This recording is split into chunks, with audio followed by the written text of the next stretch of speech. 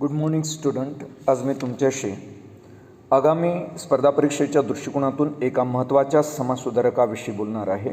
ते महत्त्वाचे समाजसुधारक म्हणजे शिवरामपंत परांजपे होय, ज्यांचं पूर्ण नाव आहे शिवरामपंत महादेव परांजपे. शिवरामपंत परांजपे हे प्रखर राष्ट्रीय मान्याचे साहित्यिक, पत्रकार व प्रभावी वक्ते होते. ही बाब विद्यार्थ्यांनी या ठिकाणी लक्षात ठेवण्यासारखी आहे. शिवरामपंत परांजपे यांचा जो जन्म आहे तो 27 जून 1864 रोजी कुलाबा तालुक्यातील महाड इथं झालेला आपल्याला दिसते. तुम्हाला हे माहीत असेल की 1 जानेवारी 1981 रोजी कुलाबाचे नामकरण रायगड असे करण्यात आले. त्यांचे जे वडील होते ते एक यशस्वी वकील होते. शिवरामपंत परांजपे यांच्या आईचं जे नाव होतं ते पार्वतीबाई होतं. पार्वताबाई म्हणा किंवा पार्वतीबाई. शिवरामपंत परांजपे यांचे जे प्राथमिक शिक्षण झालं ते महाड येथे, तर त्यांचे माध्यमिक शिक्षण रत्नागिरी व पुण्याला झालेलं आपल्याला दिसते. येथे आणखी 2 प्रश्न निर्माण होतात.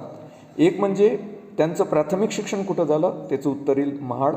आणि दुसरा म्हणजे माध्यमिक शिक्षण त्यांचं कुठं झालं, ते म्हणजे रत्नागिरी व पुणे या ठिकाणी. परांजपे रत्नागिरी इथे शाळेत असताना त्यांना शिक्षक म्हणून विष्णूशास्त्री चिपळूणकर लाभले. त्यांच्या लेखणीचा त्यांच्यावर प्रभाव पडणे त्यावेळेस साहजिकच होते. पुढे शिवरामपंत परांजपे यांनी न्यू इंग्लिश स्कूलमध्ये प्रवेश घेतला, तो देखील विष्णूशास्त्री चिपळूणकरांच्या प्रभावातूनच. तुम्ही इथं ही गोष्ट लक्षात ठेवणं आवश्यक आहे. पुढे 1875 त्यांचा गोरेगावचे जे गणेशपंत गोखले होते यांची जी एक कन्या होती, जिला आपण बयोताई म्हणतो, हिच्याशी त्यांचा 1875 शिवरामपंत परांजपेंचा विवाह झालेला आपल्याला दिसतो. शिवरामपंत परांजपेंना 1884 संस्कृतची जगन्नाथ शंकरसेठ शिष्यवृत्ती मिळाली. त्यामुळंच त्यांचं मॅट्रिक पूर्ण होऊ शकलं. परत त्या ठिकाणी एक प्रश्न निर्माण होतो की त्यांना मॅट्रिकसाठी कोणती शिष्यवृत्ती मिळाली होती, आणि ती शिष्यवृत्ती म्हणजे जगन्नाथ शंकरसेठ शिष्यवृत्ती. सर्वात महत्त्वाची ही बाब लक्षात ठेवणं गरजेचं आहे का ही शिष्यवृत्ती मिळवणारे ते पहिलेच विद्यार्थी होते. पुढे आपण बघतो का की 1895 शिवरामपंत परांजपे यांचं MA पूर्ण झालं. या परीक्षेत त्यांना गोकुळदास आणि झाला वेदांत अशी 2 पारितोषिके मिळवली होती. मग आता शिवरामपंत परांजपेंना गोकुळदास आणि झाला वेदांत अशी 2 पारितोषिक त्यांना कोणत्या शिक्षणासाठी मिळाली होती, ती म्हणजे MAच्या. आणि ही 2 पारितोषिके तुम्ही लक्षात ठेवा जी त्यांना MAच्या शिक्षणासाठी प्राप्त झाली होती. एक म्हणजे गोकुळदास आणि दुसरं म्हणजे झाला वेदांत. त्यानंतर पुण्यात नवीनच स्थापन झालेलं जे महाराष्ट्र कॉलेज होतं, त्या कॉलेजमध्ये ते 2 वर्ष संस्कृतचे प्राध्यापक होते. आता महत्त्वाचा प्रश्न हा उद्भवतो की कोणत्या काळासाठी ते पुण्याच्या महाराष्ट्र कॉलेजमध्ये संस्कृतचे प्राध्यापक होते. तर त्यांचं जे वर्ष आहे ते म्हणजे 1896 पासून तर 1897 पर्यंत. तथापि टिळकांच्या नेतृत्वाखाली प्रत्येक चळवळीत त्यांचं समरसतेनं जे सहभागी होणं होतं, हे महाराष्ट्र कॉलेजला थोडं अडचणीचं वाटू लागलं, आणि त्यामुळेच त्यांनी शिवरामपंत परांजपेंनी स्वतःच ती नोकरी सोडून दिलेली आपल्याला दिसते. आता आपण शिवरामपंत परांजपेच्या थोडाफार वृत्तपत्रीय कार्याचा आढावा घेऊ, ज्याच्यामध्ये त्यांनी 25 मार्च 1898 उत्कट देशाभिमानाच्या प्रेरणेनं म्हणा काळ हे साप्ताहिक त्यांनी सुरू केलं होतं. आणि तुम्ही या ठिकाणी आवर्जून एक गोष्ट लक्षात ठेवण्यासारखी आहे, काळ हे साप्ताहिक होतं ना की ते वृत्तपत्र. आणि काळ हे साप्ताहिक त्यांनी 25 मार्च 1898 सुरू केलेलं आपल्याला दिसते शिवरामपंत परांजपेंनी. पुढं आपल्याला हे माहीत करून घ्यायचं आहे शिवरामपंत परांजपेच्या विषयी का त्यांच्या जीवनामध्ये एक वेळेस त्यांच्यावर राजद्रोहाचा आरोप ठेवला गेला होता. तो कधी, तर तो आरोप ठेवण्यात आला होता 1908. काळ या वृत्तपत्रामधीलच काही लेखांच्या आधारे सरकारने त्यांच्यावर राजद्रोहाचा आरोप ठेवला होता. आणि या खटल्यात शिवरामपंत परांजपेंना जवळपास 19 महिन्यांच्या कारावासाची शिक्षा झाली होती. तथापि 15 महिन्यांच्या बंदिवासानंतर 5 ऑक्टोबर 1909 रोजी त्यांची मुक्तता करण्यात आली होती. आणि त्यानंतर 1910 साली सरकारने त्यांच्याकडून मागितलेल्या 10,000 रुपयांचा जो जामीन होता ते न देऊ शकल्यामुळं सरकारने त्यांचं काळ हे वृत्तपत्र, काळ हे जे साप्ताहिक आहे ते बंद केलं होतं किंवा ते जप्त केलं होतं. एकंदरीत तुमच्या लक्षात आलं असेल की काळ साप्ताहिकातील ब्रिटिश विरोधी लेखनाबद्दल त्यांच्यावर राजद्रोहाचा आरोप ठेवण्यात आला होता. त्यावेळेस झाले असे की ब्रिटिश सरकारने त्यांचे काळातील जे निवडक निबंधाचे 10 खंड होते तेही जामीन न देऊ शकल्यामुळं त्यांनी जप्त केलेले आपल्याला दिसतात.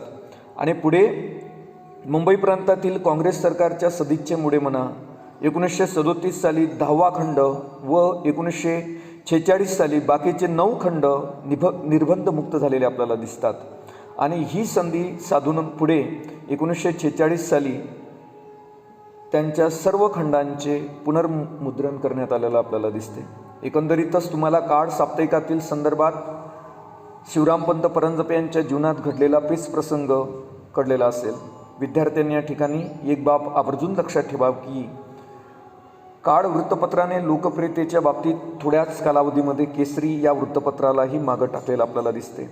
आणि त्यांनी आपल्या पत्राची जाहिरात धार्मिक, सामाजिक, राजकीय, ऐतिहासिक आणि वाङ्मयीन विषयाची निष्पक्षपातीपणे व निर्भयपणे पूर्ण चर्चा करणारे वृत्तपत्र या शब्दात केलेली आपल्याला दिसते. त्यामुळंच काळकर्ते म्हणून ते नेहमी ओळखले जातात. विद्यार्थ्यांनी या सगळ्या बाबी लक्षात घेणं आवश्यक आहे. सुरुवातीला काळ हे साप्ताहिक होतं. हे 4 पृष्ठांचे पत्र होते. दर शुक्रवारी ते प्रकाशित होत असे आणि त्याचे सारे लेखन स्वतः शिवरामपंत परांजपेच करत होते, हे लक्षात ठेवा. मग काळ हे किती पृष्ठाचे साप्ताहिक होते तर ते 4. आणि कोणत्या दिवशी ते प्रकाशित होत होते तर शुक्रवारी या दिवशी. काळच्या सुरुवातीच्या अंकात परांजपेनं लिहिलं होतं का लोकांना गुलामगिरीची जाणीव करून देऊन त्यांच्यात स्वातंत्र्याची आकांक्षा उत्पन्न करणे हे काळचं जणू उद्दिष्टच होते. हे करताना परांजपेंनी चातुर्याने म्हणा उपहास व उपरोत्पर शैलीचा वापर केलेला आपल्याला दिसतो. सन 1898 ते 1908 या दशकात परांजपेने सुमारे 1000 लहान मोठे लेख त्या काळामध्ये लिहिलेले होते. मी तुम्हाला यापूर्वी सांगितल्याप्रमाणे काळमधील निवडक लेखांचे काळातील निवडक निबंध या शीर्षकाने 10 खंडात प्रकाशन करण्यात आलेले आपल्याला दिसतात. विद्यार्थ्यांनी आणखी एक गोष्ट या ठिकाणी लक्षात ठेवण्यासारखी आहे का 7 सप्टेंबर 1906च्या काळच्या अंकात शिवरामपंत परांजपेंनी लिहिलं होतं की सह्याद्रीच्या तावडीत सापडलेली कल्पनाशक्ती हा अग्रलेख लिहिला होता. मग सह्याद्रीच्या तावडीत सापडलेली कल्पनाशक्ती हा अग्रलेख कोणी लिहिला होता तर तो लिहिला होता शिवरामपंत परांजपेंनी. आणि काळच्या कोणत्या अंकामध्ये तर ते 7 सप्टेंबर 1906चा तो अंक आहे. त्याच्यामध्ये त्यांनी हा लेख लिहिला होता का सह्याद्रीच्या तावडीत सापडलेली कल्पनाशक्ती. अतिशय प्रसिद्ध लेख आहे.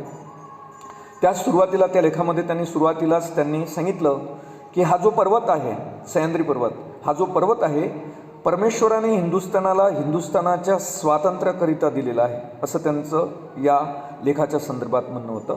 काळ बंद पडल्यानंतर पुढे दशकभर परांजपेंनी प्रत्यक्ष राजकीय चळवळीत भाग न घेता साहित्यविषयकच लेखन केलेलं आपल्याला दिसते. मात्र परांजपे 1920च्या असहकार चळवळीत सहभागी झालेले आपल्याला दिसतात. त्याच वर्षी त्यांनी 12 ऑगस्ट 1920 रोजी स्वराज्य हे साप्ताहिक सुरू केलं होतं. मात्र आपल्याला हे पाहायला मिळते का काळसारखी लोकप्रियता त्यांच्या 12 ऑगस्ट 1920 रोजी सुरू करण्यात आलेल्या स्वराज्य या साप्ताहिकाला मिळालेली दिसत नाही. पुढचा महत्त्वाचा मुद्दा हे लक्षात ठेवा. आणखी या ठिकाणी एक गोष्ट मला तुम्हाला अधोरेखित करून सांगायची आहे की परांजपेंनी स्वराज्य साप्ताहिकाच्या माध्यमातून महात्मा गांधीजींच्या असहकारितेच्या चळवळीचा पुरस्कार केला होता. आणि पुढे शिवरामपंत परांजपेंनी हे त्यांचं जे स्वराज्य हे साप्ताहिक जे होतं ते म्हातारपणामुळे म्हणा किंवा वृद्धपणामुळे म्हणा ते त्यांनी शंकरदेव यांच्याकडे दिलं होतं.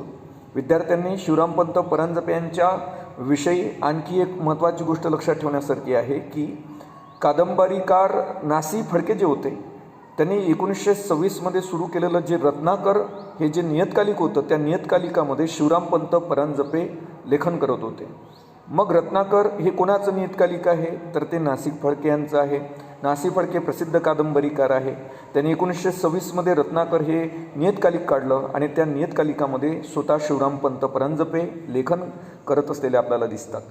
शिवरामपंत परांजपेंनी 1 मे 1922 रोजी जो मुळशी सत्याग्रह झाला होता 16 एप्रिल 1921 रोजी सुरू, त्या मुळशी सत्याग्रहात देखील त्यांनी 1 मे 1922 पासून सहभाग घेतला होता.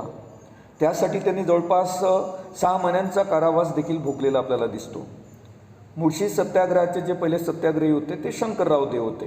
हे विद्यार्थ्यांनी या ठिकाणी लक्षात ठेवणं आवश्यक आहे. मुळशी सत्याग्रह 16 एप्रिल 1921 रोजी सुरू झाला होता. त्या दिवशी रामनवमी होती आणि मुळशी सत्याग्रहाचे जे नेतृत्व होते, मुख्य नेते जे होते ते होते सेनापती बापट. यांनी त्याचं नेतृत्व केलं होतं मुळशी सत्याग्रहाचं. मुळशी सत्याग्रहाविषयी मी तुमच्याशी नंतरच्या लेक्चर्समध्ये सविस्तररित्या बोलेल. आता आपण पुन्हा आपल्या मूळ विषयाकडे वळू.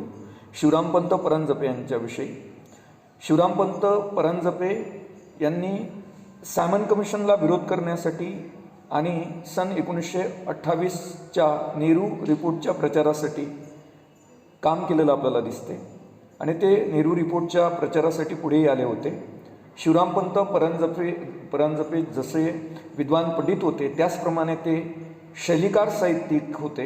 ही बाब या ठिकाणी तुम्ही लक्षात ठेवणं आवश्यक आहे का ते एक शैलीकार काय होते, साहित्यिक होते. शिवरामपंत परांजपे यांच्या संदर्भात आणखी एक गोष्ट लक्षात ठेवण्यासारखी ती म्हणजे का त्यांनी 1929मध्ये जे बेळगावमध्ये महाराष्ट्र साहित्य संमेलन झालं होतं, तर त्या 1929च्या महाराष्ट्र साहित्य संमेलनाचे बेळगावच्या ते स्वतः अध्यक्ष होते शिवरामपंत परांजपे. आणि त्याच वर्षी 27 सप्टेंबर 1929 रोजी पुणे इथे त्यांचा मृत्यू झाला, म्हणजे निधन झालं. कोणाचं? शिवरामपंत परांजपेंचं. मग शिवरामपंत परांजपे यांचं निधन कधी झालं तर ते म्हणजे 27 सप्टेंबर 1929मध्ये. आणि ते झालं त्यांचं मधुमेहाच्या विकाराने झालेलं आपल्याला दिसते. आणखी काही गोष्टी मला तुम्हाला शिवरामपंत परांजपेंच्या विषयी सांगता येईल का. शिवरामपंत परांजपे हे प्रामुख्याने काळकर्ते म्हणून ओळखले जातात. शिवरामपंतांनी मराठी साहित्यामध्ये वक्रोक्ती, व्याजोक्ती हा जो एक अलंकारिक शैलीचा लेखन प्रकार आहे तो मराठी साहित्यामध्ये निर्माण केलेला आपल्याला दिसतो. ही बाब या ठिकाणी विद्यार्थ्यांनी लक्षात ठेवण्यासारखी आहे. मग त्यांनी मराठी साहित्यात कोणता एक नवीन लेखन प्रकार आणला, तो म्हणजे वक्रोक्ती आणि व्याजोक्ती हा अलंकारिक शैलीचा एक लेखन प्रकार आहे. अभिजात लेखनशैलीसाठी आजही काळातील त्यांचे जे निबंध आहे मराठी वाङ्मयात अत्यंत महत्त्वाचे ठरतात. शिवरामपंत परांजपेंनी प्रणयिनीच्या मनोभंग हे ठाकूरसिंगच्या चरित्राचं रसगन केलं होतं. लक्षात ठेवा का शिवरामपंत परांजपेंनी प्रणयिनीचा मनोभंग ठाकूरसिंगच्या चरित्राचे त्यांनी केलेले जे रसग्रहण आहे ते मराठीतील सर्जनशीलतेचा म्हणा, कला समीक्षेचा म्हणा एक उत्तम नमुना मानला गेलेला आहे. 1918मध्ये गोविंदाची गोष्ट असेल आणि 1924मध्ये लिहिलेलं विंध्याचल असेल, हे त्यांच्या 2 प्रसिद्ध कादंबऱ्या आहेत. मग शिवरामपंत परांजपेच्या 2 प्रसिद्ध कादंबऱ्या कोणत्या? ते 1918मध्ये लिहिलेली त्यांनी गोविंदाची गोष्ट आणि 1924मध्ये लिहिलेली त्यांनी प्रसिद्ध जी कादंबरी होती ती म्हणजे विंध्याचल. पण एक गोष्ट इथे लक्षात ठेवण्यासारखी आहे की परांजपेंना कादंबरी लेखनात स्वतःचं एक वैशिष्ट्य निर्माण करता आलं नाही. बाण जो एक साहित्यिक होता, बाणाच्या कादंबरीवर आधारित त्यांनी संगीत कादंबरी लिहिली होती 1897मध्ये. पुढे परांजपेंनी 1898मध्ये शेक्सपियरच्या मॅकबेथ जे होतं, शेक्सपियरचं एक नाटक मॅकबेथ, त्यावरून त्यांनी 1898मध्ये मानाजीराव हे एक नाटक लिहिलं होतं. आणि 1906मध्ये ॲडिसनचं एक नाटक होतं केटो, त्यावर आधारित त्यांनी रामदेवराव हे नाटक लिहिलं. लक्षात ठेवा. मग आता शिवरामपंत परांजपेंनी शेक्सपियरच्या मॅकबेथवरून कोणतं नाटक लिहिलं तर मानाजीराव, आणि कधी लिहिलं तर ते 1898मध्ये. आणि ॲडिसनच्या केटो नावाची कादंबरी होती, त्याच्यावर आधारित त्यांनी रामदेवराव अशी एक नाटक लिहिलं होतं. प्रसिद्ध नाटक आहे रामदेवराव, आणि ते त्यांनी लिहिलं होतं 1906मध्ये. हे दोन्ही नाटकं लक्षात ठेवा, मानाजीराव आणि रामदेवराव हे दोन्ही नाटकं कोणी लिहिलेली आहेत तर ती लिहिलेली आहे शिवराम परांजपे यांनी. शिवरामपंत परांजपे यांच्याविषयी एक महत्त्वाची गोष्ट मी येथे तुमच्यासमोर अधोरेखित करेल. ती म्हणजे त्यांनी अहिल्याजार हे प्रदीर्घ काव्य लिहिलेलं आहे. मग शिवरामपंत परांजपेंनी लिहिलेलं प्रदीर्घ काव्य कोणतं ते म्हणजे अहिल्याजार होय. सोबत त्यांनी अण्णासाहेब किर्लोस्करचं एक पुस्तक होतं सौभद्र. त्या सौभद्र पुस्तकाचे त्यांनी संस्कृतमध्ये भाषांतर केलेलं आपल्याला दिसते. मग सौभद्र हे कोणाचे पुस्तक तर अण्णासाहेब किर्लोस्करांचे. त्याचं भाषांतर कोणी केलेलं दिसते शिवरामपंत परांजपेंनी. त्याविषयी काही आणि सोबतच त्यांनी काही स्फुट कविता लिहिल्या, नाटकातील पदे रचली शिवरामपंत परांजपेंनी आणि कथालेखनही केलेलं आपल्याला दिसते. आता त्यांचे कथालेखन कोणते, त्याच्यामध्ये आम्रवृक्ष असेल, एक कारखाना असेल आणि प्रभाकर पंतांचे विचार हे त्यांचे प्रसिद्ध कथालेखन आहे. मग शिवरामपंत परांजपे यांचे प्रसिद्ध कथालेखन कोणते, एक म्हणजे आम्रवृक्ष, दुसरं म्हणजे एक कारखाना आणि तिसरं म्हणजे प्रभाकर पंतांचे विचार. हे त्यांचे 3 कथालेखन संग्रह आहे, ही विद्यार्थ्यांनी लक्षात ठेवा. अशा काही कथांमधूनच परांजपेंनी राजकीय विचार पेरलेले आपल्याला दिसतात. शिवरामपंत परांजपे यांचे एक सर्वात महत्त्वाचे कार्य म्हणजे त्यांनी सन 1928मध्ये मराठ्यांच्या लढ्यांचा इतिहास एक प्रदीर्घ पुस्तक लिहिलं.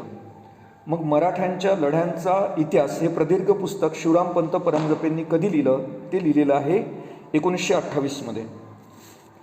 या पुस्तकात त्यांनी 1802 पासून तर 1818 मधील 14 मराठ्यांच्या लढ्यांचा इतिहास लिहिलेला आहे आणि त्यांनी त्यामध्ये मराठ्यांच्या अपयशाची मीमांसा केलेली आपल्याला दिसते शिवरामपंत परांजपेंनी. आणि शिवरामपंत परांजपे यांचं अत्यंत प्रसिद्ध पुस्तक आहे ते म्हणजे मराठ्यांच्या लढ्यांचा इतिहास. 1928मध्ये हे पुस्तक लिहिलेलं आपल्याला दिसते. सोबतच शिवरामपंत परांजपेंनी तर्कभाषा, तर्कसंग्रह दीपिका आणि पूर्वमीमांसेवरील अर्थसंग्रह असे काही संस्कृत आधारित ग्रंथ लिहिलेले आहेत. मग शिवरामपंत परांजपे यांचे संस्कृत आधारित ग्रंथ कोणते, पहिला म्हणजे तर्कभाषा, दुसरं म्हणजे तर्कसंग्रह दीपिका जो 1904मध्ये लिहिलेला आपल्याला दिसतो. पूर्वमीमांसेवरील अर्थसंग्रह असेल हे त्यांचे प्रसिद्ध संस्कृत भाषेतील आधारित ग्रंथ असलेले आपल्याला दिसतात.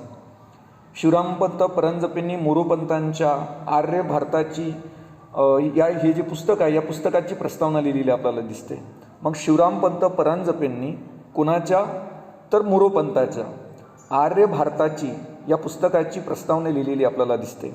यावरून तुम्हाला एक कळलं असेल का किती समग्र स्पर्श आहे, प्रत्येक विषयाचा त्यांना काय होतं ज्ञान होतं शिवरामपंत परांजपेंना. आणि शिवरामपंत जपेंच्याविषयी आणखी एक मी तुम्हाला एक महत्त्वाचा मुद्दा या ठिकाणी सांगतो का त्यांनी रुसोचं जे राजनीतीशास्त्रावरचं एक पुस्तक होतं, रुसोचं राजनीतीशास्त्रावरचं, त्याचं त्या राजनीतीशास्त्रावरील पुस्तकाचं त्यांनी ट्रान्सलेशन केलं म्हणजे अनुवाद केला. आणि अनुवाद केलेलं एक जे प्रकरण होतं हे रत्नाकर या मासिकात प्रकाशित झालेलं होतं. लक्षात ठेवा का रुसोच्या राजनीतीशास्त्रावरील पुस्तकाचे अनुवाद कोणी केला होता तर तो म्हणजे शिवरामपंत परांजपे. सोबतच त्यांनी विका राजवाडे जे एक मोठे इतिहासकार आहेत त्यांना भाषांतर नावाचं त्यांचं जे विका राजवाडे यांचं जे एक मासिक होतं त्या मासिकामध्ये भाषांतर या मासिकाच्या कामात शिवरामपंत परांजपेंचं विका राजवाड्यांना सहकार्य लाभलेलं होतं. लक्षात ठेवा का विका राजवाडे यांना भाषांतर मासिकाच्या कामात सहकार्य केलं कोणी शिवरामपंत परांजपेंनी. यावरून तुम्हाला एकंदरीत लक्षात आलं असेल का शिवरामपंत परांजपेंच्या विविध विषयस्पर्शी व्यासंगाची कल्पना त्यांच्या कार्यावरून आपल्याला आलेली दिसते. अशा पद्धतीनं आगामी स्पर्धा परीक्षेच्या दृष्टिकोनातून शिवरामपंत परांजपे एक महत्त्वाचे समाजसुधारक ठरतात. तर ते तुम्ही चांगल्या पद्धतीनं समजून घ्या.